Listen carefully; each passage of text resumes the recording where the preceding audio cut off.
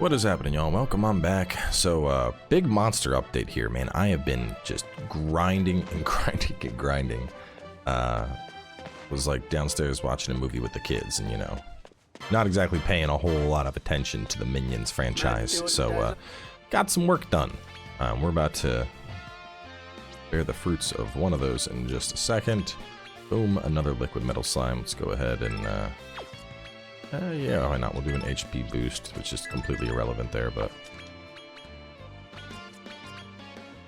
So, I now have gathered up 4 metal slimes. By fusing those, I now have access to 2 liquid metal slimes, which I can combine into a metal slime king, which will be fantastic.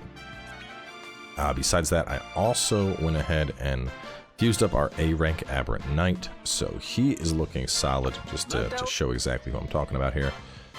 This guy is one of the parents for Dragon Lord, so Knight Aberrant, ready to go, which is a solid A rank in its own right, but we got Hater maxed on him, so we're going to have some really good status stuff coming onto Dragon Lord when we make him, which that's going to be great. These two are getting ready to fuse, and they're going to create a Golden Golem. Now, I have changed my mind a little bit on that.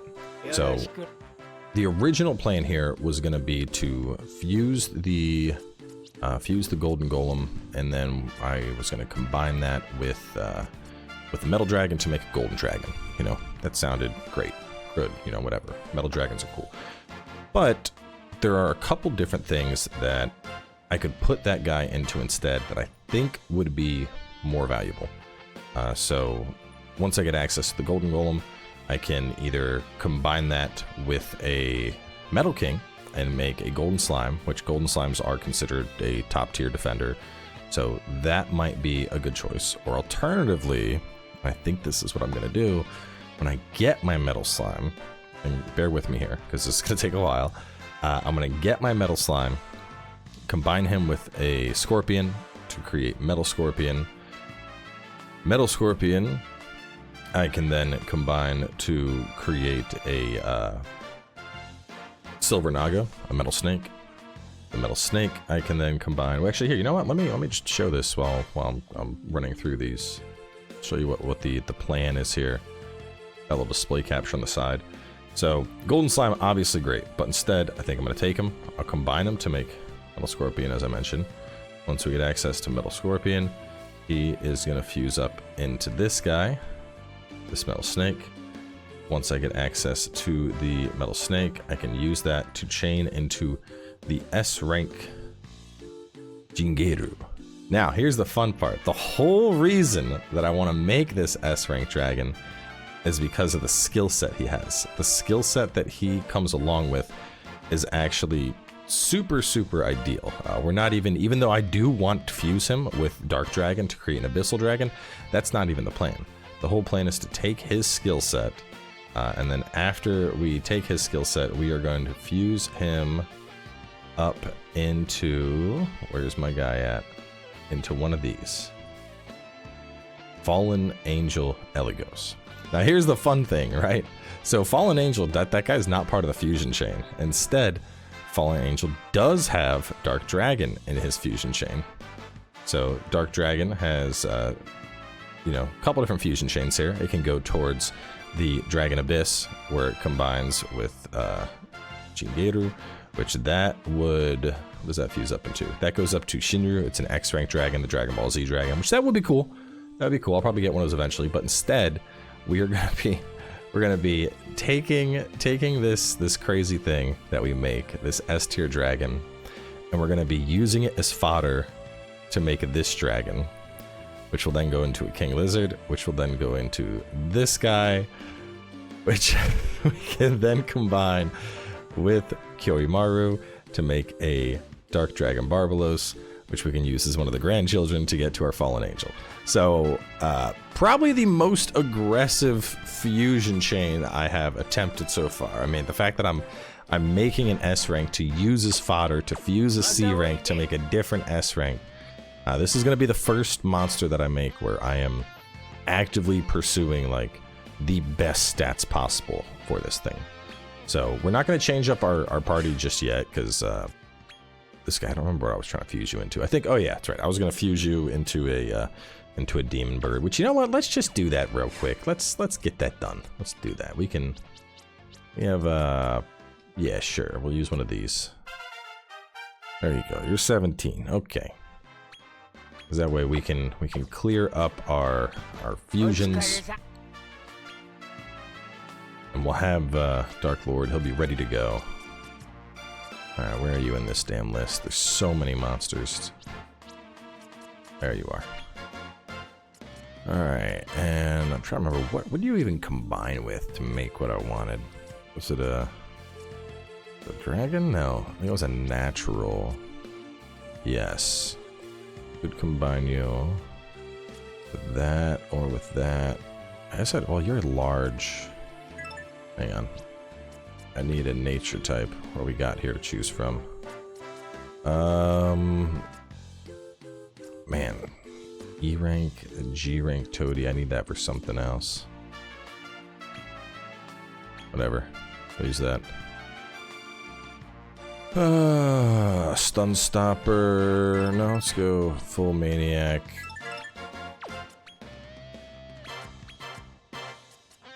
Don't need that. I'm just gonna grab this, pull over all of his traits.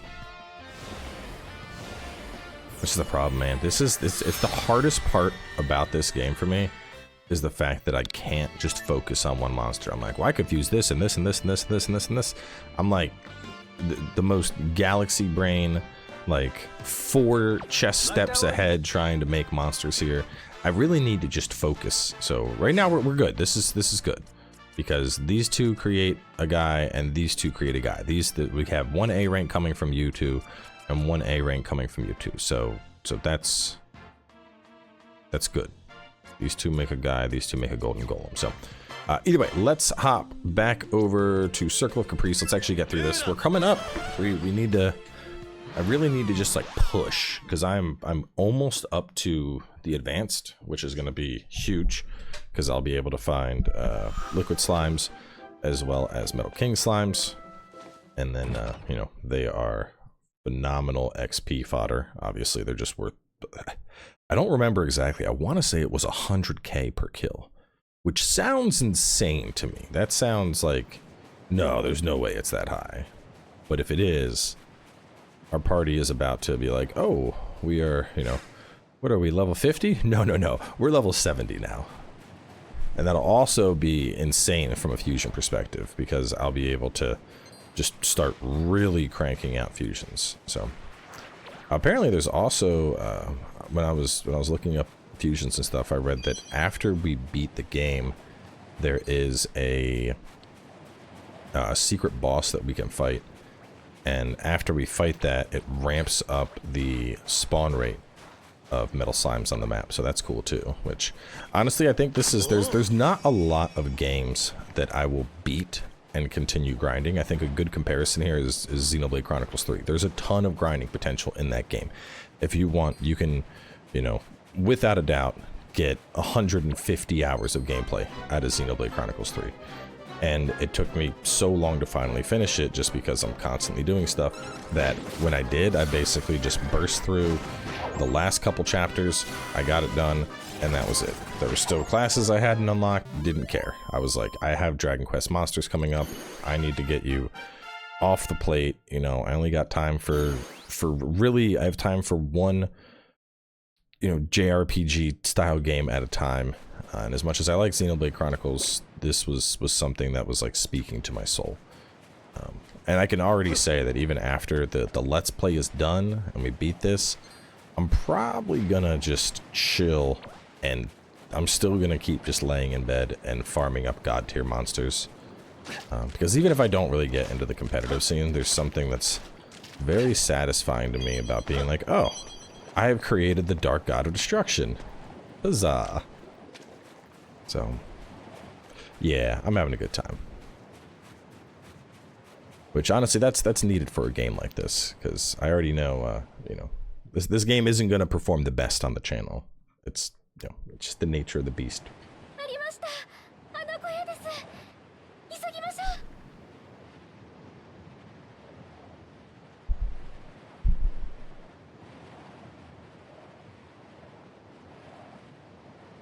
But hey, when you're a variety channel, it comes with the territory. So as long as you're having fun with the game, that's really what matters.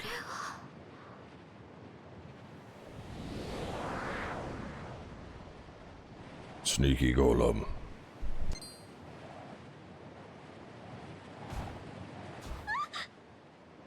Oh, なんと懐かしい姿だ。まさか再びこの地でエルフの姿を見るとは。あなたは。私は墓守のレメと。砂嵐が収まるまで私の小屋で休むといい。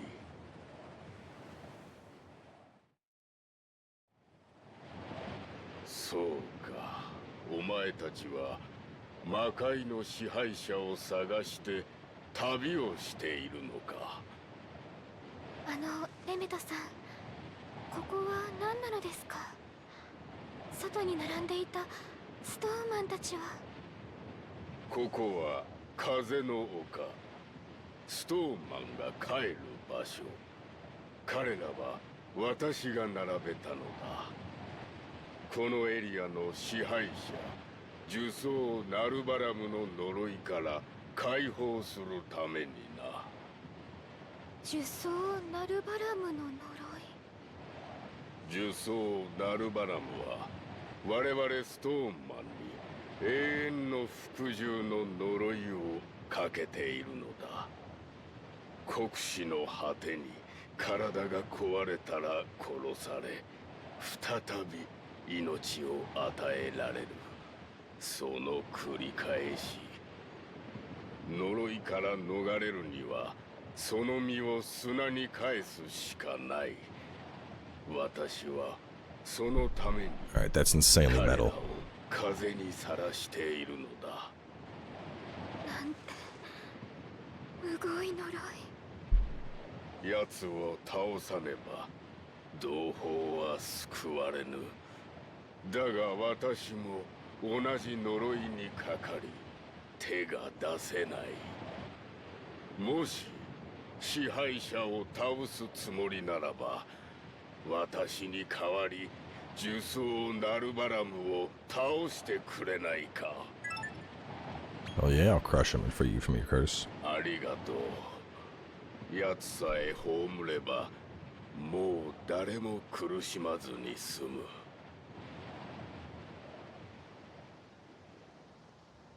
Yeah, so we're gonna... 嵐が収まったようだな。呪詛ナルバラムの住処、流砂の宮殿はこの砂漠の北にある。どう？ Yeah, so current priority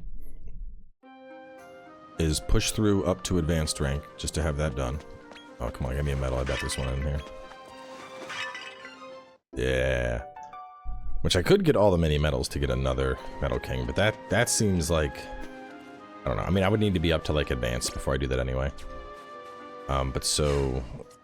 We're gonna make these two monsters. After that... So, I want to give Dragon Lord a try in the party. I want to see how well he functions as, like, a debuffer, since my horse kind of didn't work out in that regard, because I didn't get the proper fusions. If he's a solid debuffer, I'm gonna let him chill. If he is underwhelming, instead he fuses straight up into like an S-rank dragon. That's considered one of the best dragons in the game, and that's actually super easy to get, because all I need to make that dragon is I fuse Dragon Lord with like an orange dragon, and the orange dragon just comes from the E-rank dragon and a B-rank golem. I don't have golem yet, but golem is just stone golem and a snow homunculus, so I can very easily snatch the stuff that I need to make that. Like, I mean, well, these are the stone golems right here, you know. So pretty sure I actually have one of you on hand already. Let's see what the scout looks like. Yeah, I think I have one of you sitting in my inventory already. Oh no, I'm dumb. It's literally in my party right now, because I'm about to fuse you away. That's right. Yeah, so I'd probably just, re-recruit the Snoger, the Snow Homunculus. Re-recruit one of those, which is B rank, capture one of these guys. That covers my own Golem. And then Golem with Dragon makes the dragon I need. And then we're at an S rank dragon that'll just shred stuff.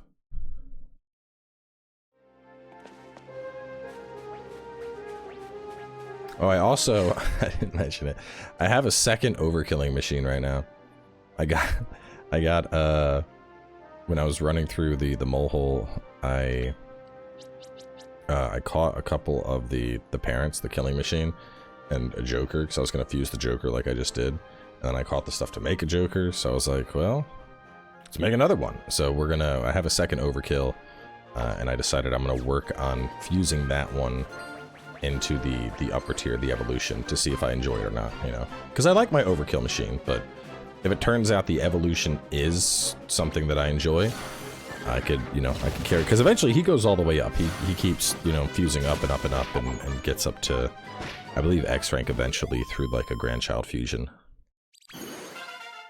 But my big concern was, you know, he's a level 49. He's one of the strongest members of my party. It's arguable who's stronger here, Overkill or Crystal Linda, because Crystal Linda has the crazy AoE, but, you know, going up against Metal, for example, Crystal Linda can't do anything. And so having him with multi-attack, strong physical, Metal Killer, you know, he's a very stacked, strong party member that I don't want to give up. Even if I want to fuse him higher, I would, ultimately, I would just be damaging the party, you know? Because then it's like, oh, you want to farm slimes? Yeah, tough break. You're not farming anything. So yeah, made another one, and I can use that one as fusion fodder. And that way I can keep him in the party and have a very strong attacker. I thought I was going to get another Crystal Linda earlier when I was in the mole hole. So in the mole hole, you know, monsters can vary in size. Sometimes they spawn tiny, sometimes they spawn big. In general, there's a pretty good chance that they'll spawn as a large, which is how you see people with like these super large monsters. They usually get one of the children as large, fuse it up. You know, no one is doing a 20. Well, somebody is, but most people are doing a 20 monster train and keeping the large monsters moving forward. That usually isn't gonna happen. But getting up your monster and then just recapturing it as a large variant, or capturing the children as large variants, that is a lot more common. But anyway, the Crystal Linda we found there, it was so tiny. It was like the size of a slime. Basically just baby Crystal Linda, and I was like, oh my god, it's adorable. I want it. And it was a pretty good roll. It was like a 20%. But she resisted, and then the second attempt was like 14, and then she got angry, and that was the end of that. It's like, okay, no Crystal Linda for now. I mean, I already have one, so, you know, not a big deal, but the idea of having two was quite appealing. Speaking of two, I saw... So every night I've been doing the auto battle things, just because, you know, you get, regardless of if you win or lose, you get good rewards out of it anyway. You're getting like agility boosters, attack boosters, all that stuff. And I came up against this fucking party, man. It was unreal.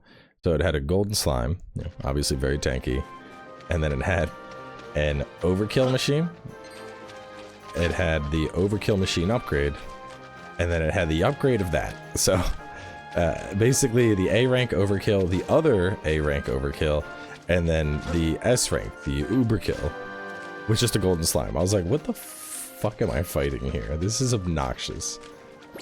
I mean, I didn't even really get to see the fight, you know, because you don't, it's a quick battle, but I was cracking up. I was like, my man just got tired of fighting slimes and said, you know what, let's just get 3 of the multi-attack physical attackers, slap them all at a party, get a metal slime, and call it a day. I was cracking up.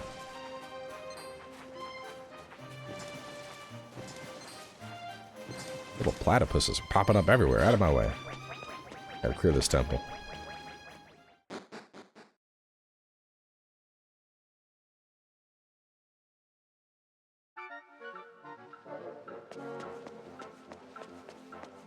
And there you look like a mummy.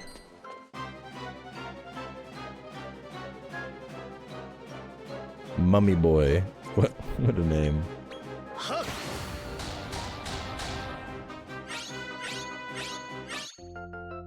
Your party's starting to get overpowered when you're just straight recruiting stuff on your first time through the zone without needing to have the big hitter dead. Alright, let me take a look at the map. Whoa, catacombs. Catacombs tower. Alright, let's go right first.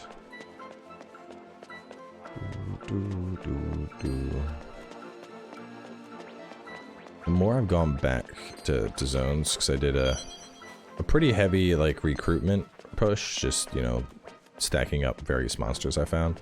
I noticed a lot of the zones where I've knocked out the heavy hitter already, those monsters are, like, afraid of me. Like, so, whereas right now, you know, they see me and they're running at me, and those zones, they see me and they run away from me. So I was like, oh, that's interesting.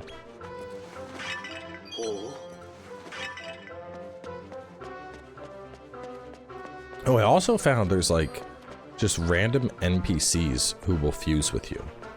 I was back at the Demon Castle and was just, like, talking to different stuff there while I was getting medals, and there was an NPC that's like, do you want to do a fusion? And I got, it had, like, something I hadn't seen before. I mean, it wasn't anything crazy, it was like an F rank, but I was able to fuse that F rank with something I had to make a new monster. What was cool is the NPC was like, you should have a skeleton, and I had a skeleton. Fusing the skeleton got me a unique fusion out of it. I was like, oh, that's neat.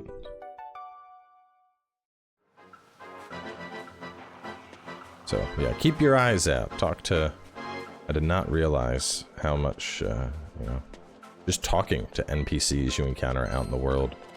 Rewards, fusions, all sorts of goodies.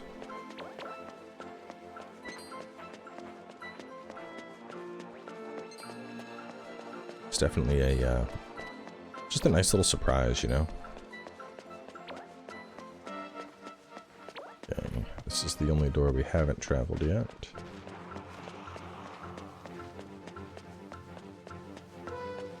And what a terrible existence, a mummy. Forced to dig in sand eternally. It's a dead end.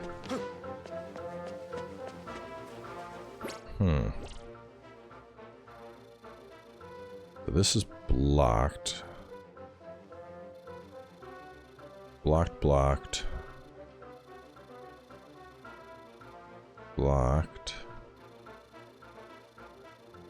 Wait. Go here and drop.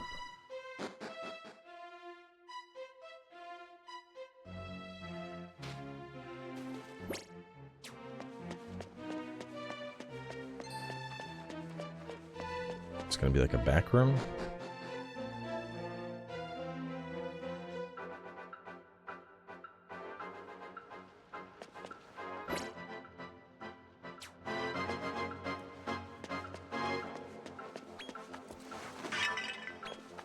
One of these has to have a medal.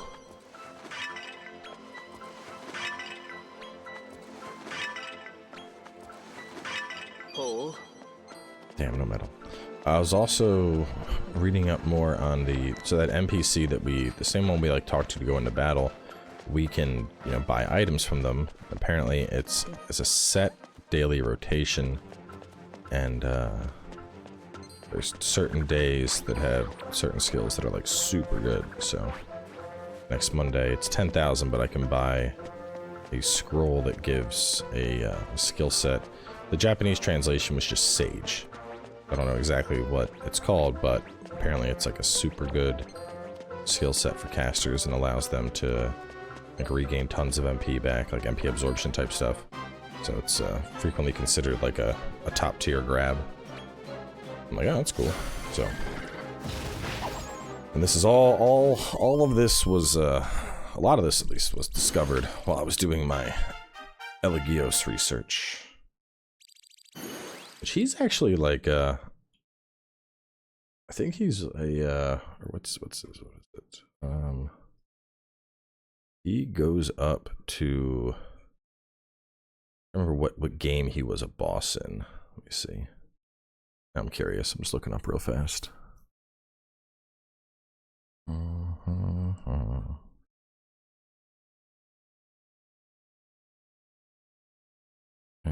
Falling Angel.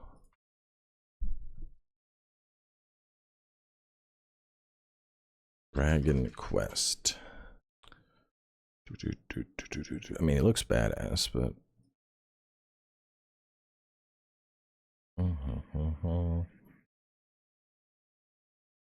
Monster Battle Road 2. I don't know. Apparently he's just some badass demon that's been in a bunch of Dragon Quest games. Don't think he was a final boss.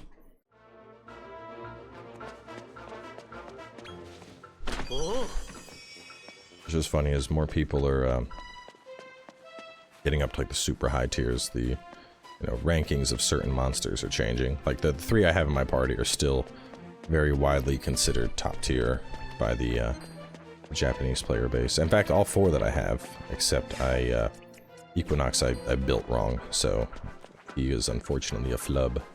But he's great fusion fodder because he chains up into Dark Dragon. So that all works out. But like people are finally getting up to the S tiers, and big surprise, Nocturnus is top tier. I mean, we kind of already knew that when we were talking about him, how he has the highest attack rating in the game, and then Zoma, which has the highest magical attack in the game. And both of them are already considered like top tier. If you want to be competitive, this is what you should bring to the party. But what I found interesting is the recommendation, at least on the Japanese strategy, is fusing up the large variants, because the large variants get 2 to 3 attacks per turn, which is insane. But I don't know, man. I'm not. That's one thing I haven't really got behind, is the large monsters. Like I get it. There is something there, something desirable. Where the hell do we go? This place is definitely the most confusing we've done. But yeah, something about, I hate the idea of like giving up party spots. To be fair, at the same time, a large Zoma and a large Nocturnus, more than likely that's going to wipe like 90% of encounters. Encounters are just going to start and then they're going to end. But, at the same time, having a 4-stack is very appealing. It's super appealing, so... If I decide to go all the way up, I think I'm gonna go, not large, but I think I'm gonna go Nocturnus, Zoma, the little fluff ball thing that we had, and then I think I'll do my Fallen Angel guy. So I'll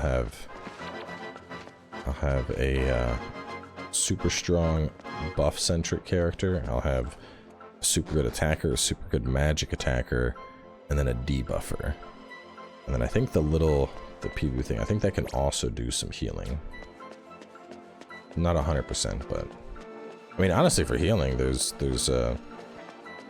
there are some X tiers, like fusing up God or Lamia. They do become solid healers, but Lionheart just has such an absolutely stacked healing setup that like, I don't even know if I want to get rid of him. He's very good. He's incredibly good. He's carried this party through a bunch of fights. It's like, do I sacrifice you? I don't know if I want to sacrifice you.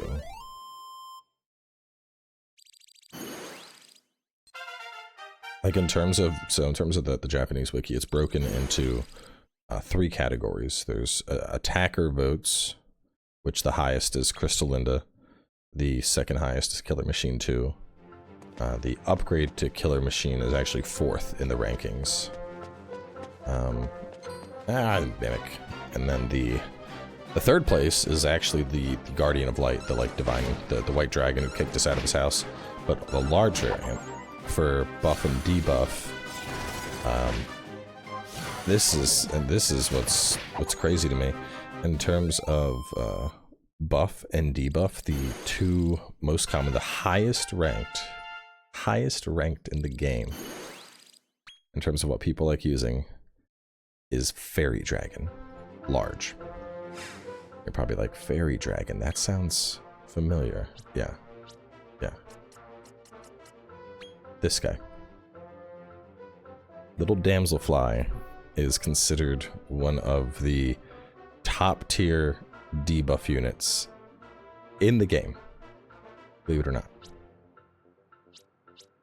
Because it has makes it easier to stun an enemy, Massively increase the attack, defense, agility, and wisdom of allies. We want the large. So sometimes perform 2 to 3 actions in a row. The number of actions is not affected if you don't issue specific orders.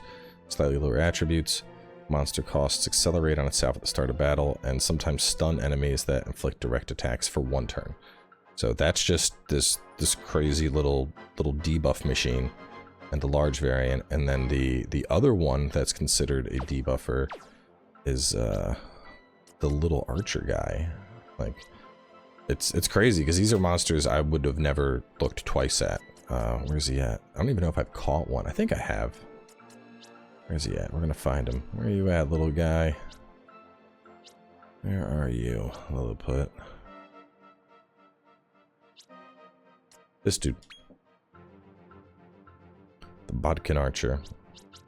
This is also considered a very top tier. Like, in terms of the votes for, like, what's your favorite buff debuffer, that the Damselfly is first, followed by the Lilliput. I'm like, what?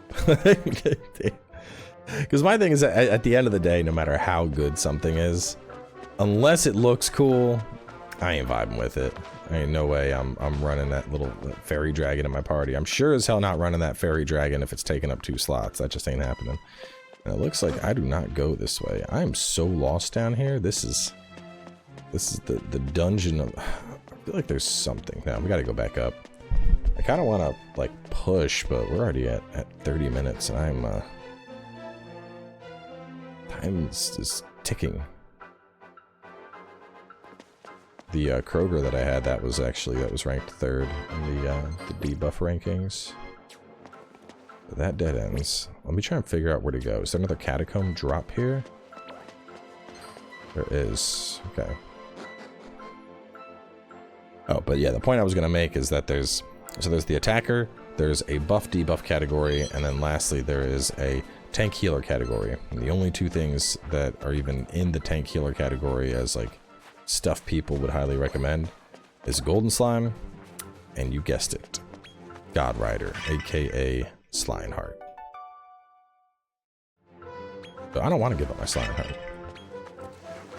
I think Eligos is gonna be super. He's not voted very high, but at least looking at his stat potentials, I think he has I think he has potential to be the best debuffer in the game, and I think he doesn't have a lot of votes because not many players have made him yet. Which is all the more reason I want to ramp up to him and then absolutely clown on the Japanese player base. Representing America. Oh, you're all leveling up nicely. Fuse you into a Dragon Lord when I get out of here, probably. It's also dead ends. Oh my god. Wait, I can see the exit though. All right, let's wrap up here. We are going to continue with the House of Shifting Sands in the next part, and I'll catch you then.